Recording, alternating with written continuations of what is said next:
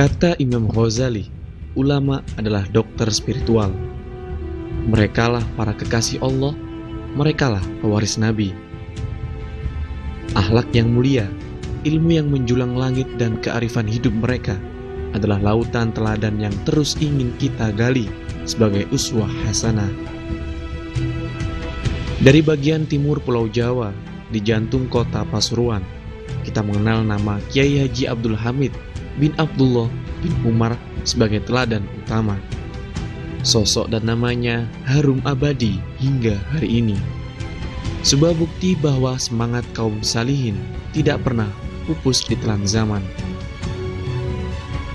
Kiai Hamid terlahir di Lasem, Rembang, Jawa Tengah pada 1333 Hijriah atau bertepatan dengan 1914-1915 Masehi.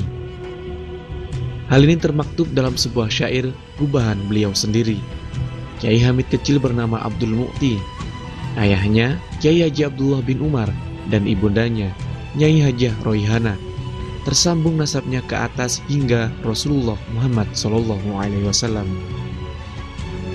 Lahir dan tumbuh di masa kolonialisme Belanda yang sedang gencar menerapkan politik etis, Kiai Hamid muda alias Dul Mu'ti muncul sebagai sosok pemberani sekaligus usil terhadap keadaan yang tidak sesuai hati nuraninya.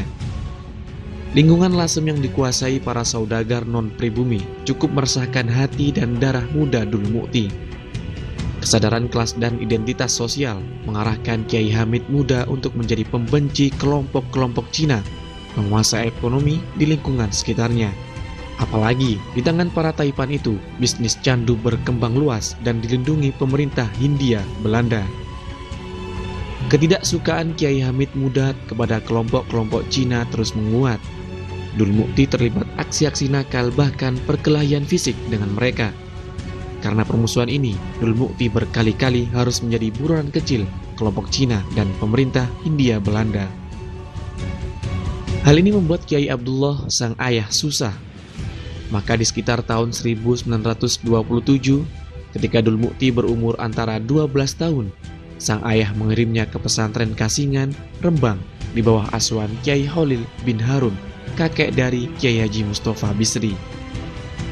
1,5 tahun kemudian, Kiai Hamid muda pindah ke pondok pesantren Termas Pacitan yang diampu Kiai Haji Dimyati. 12 tahun Kiai Hamid muda nyantri di Tremas, ditunjuk sebagai lurah pondok dan berinisiatif mendirikan sebuah koperasi untuk kesejahteraan warga pondok Tremas. Untuk lebih menguatkan kas lurah pondok, para santri yang memiliki kebun kelapa diminta menyumbang pohon di kebun mereka dan ditulisi milik pohon Tremas. Berkat usaha ini, pengurus pondok sampai bisa memiliki 2 mobil sedan mahal Fiat dan Morris yang tak dimiliki pondok-pondok lain kala itu. Di pesantren ini, Kiai Hamid muda tumbuh sebagai pribadi yang alim, menguasai berbagai macam ilmu, mulai fikih, balaghah, tasawuf, hingga ilmu kanuragan. Kiai Hamid pun dikenal mahir berbahasa Belanda. Setelah 12 tahun di Tremas, pada 12 September 1940, Kiai Hamid dinikahkan dengan putri pamannya sendiri, Bu Nyai Mafisah binti Kiai Ahmad Kusyairi Pasuruan. Setelah menikah, Kiai Hamid tinggal di Pasuruan, di rumah paman sekaligus mertuanya, Kiai Haji Ahmad Kusyairi. Setelah sang mertua pindah ke Jember, Kiai Hamid memulai hidup mandiri bersama Bu Nyai Mafisah. Atas permintaan masyarakat, Kiai Hamid mulai mengajar di sejumlah masjid di wilayah Rejoso, Rangge, Kebon Candi, Kraton, dan Mayangan. Beliau mengajar kitab tafsir Jalalain dan sejumlah kitab yang lain. Tiap hari Senin dan Kamis, Kiai Hamid juga mengajar di teras rumahnya yang diikuti oleh 10 hingga 15 orang. Pada beberapa masa kemudian, Kiai Hamid juga dipercaya sebagai salah satu guru besar di pesantren Salafiyah yang pernah dipimpin mertuanya, Kiai Haji Ahmad Kusyairi. Kiai Hamid pada akhirnya juga dipercaya sebagai pemangku pesantren tersebut.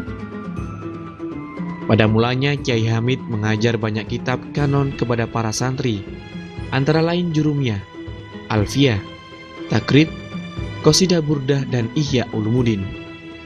Namun di kemudian hari, tugas-tugas mengajar itu beliau wakilkan kepada orang lain. Kiai Hamid mulai menepi dan mementingkan riyadhah atau laku batin. Di tangan Kiai Hamid, Salafiyah menjadi pesantren yang lebih mengutamakan pembinaan pribadi dan karakter ketimbang pembinaan akal semata. Urusan pembinaan akal sekadarnya saja. Kegiatan mengaji cukup sederhana saja. Satu kebiasaan unik yang dikenang oleh semua orang pernah berjumpa adalah kebiasaan beliau memberi uang kepada siapa saja yang ditemui. Kiai Hamid adalah sosok berpembawaan lembut, penuh perbawa, dan halus perangai. Angel duka nih, gampang nyeburak nih, tidak gampang marah dan mudah memaafkan. Hingga masa sepuhnya, Kiai Hamid memiliki jadwal rutinan mengaji pada setiap Ahad. Pengajian Ahad ini diikuti oleh santri dari berbagai daerah.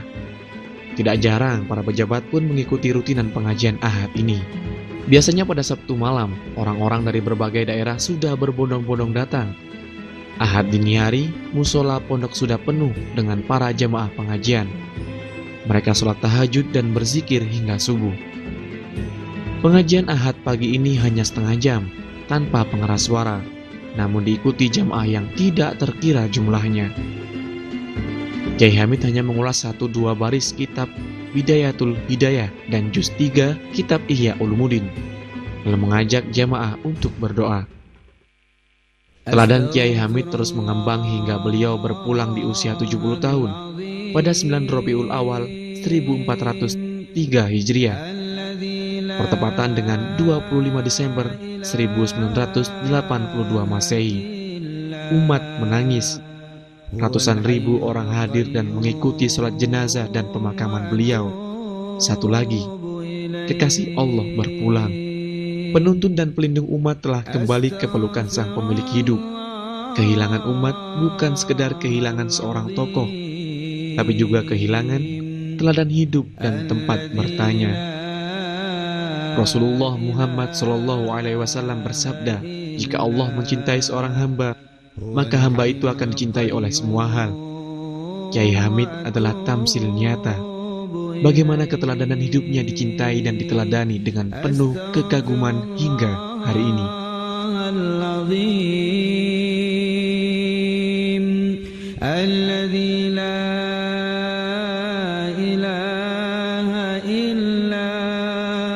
هو الحي القيوم